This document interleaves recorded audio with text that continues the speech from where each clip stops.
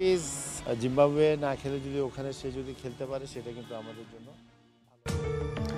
জিম্বাবুয়ের বিপক্ষে নয়, আইপিএল খেলার দরকার মুস্তাফিজের।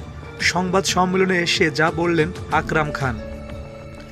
বাংলাদেশ দলের পেসার মুস্তাফিজুর রহমান কিছুদিন ধরে ফর্মে নেই, যার কারণে শ্রীলঙ্কা সিরিজে বিশ্রাম নিতে হয়েছিল তাকে।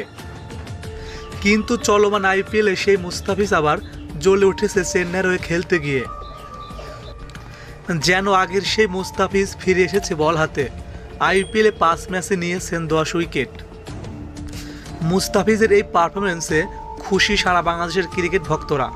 বাংলাদেশ ক্রিকেট বোর্ডের সিনিয়র পরিচালক ও সাবেক অধিনায়ক আকরাম খান বলেন, মুস্তাফিজের আইপিএলের পারফরমেন্সটা বাংলাদেশ দলের জন্য অনেক উন্নতি হবে। সে আইপিএল খেলে আসলে বাংলাদেশ দলের জন্য অনেকটা উন্নতি বয়ে আনবে, কারণ তার পারফরমেন্সটা ধরে রাখতে পারলে বাংলাদেশ দলের জন্য অনেক উন্নতি হবে। আর বন্ধুরা, মুস্তাফিজুর রহমানকে ভালোবেসে থাকলে প্লিজ একটি কমেন্ট করে যাবেন। আর যারা এখন আমার চ্যানেলটি সাবস্ক্রাইব করেননি, প্লিজ চ্যানেলটি সাবস্ক্রাইব করে দিবেন এরকম নতুন নতুন আপডেট খবর পেতে। ধন্যবাদ সবাইকে।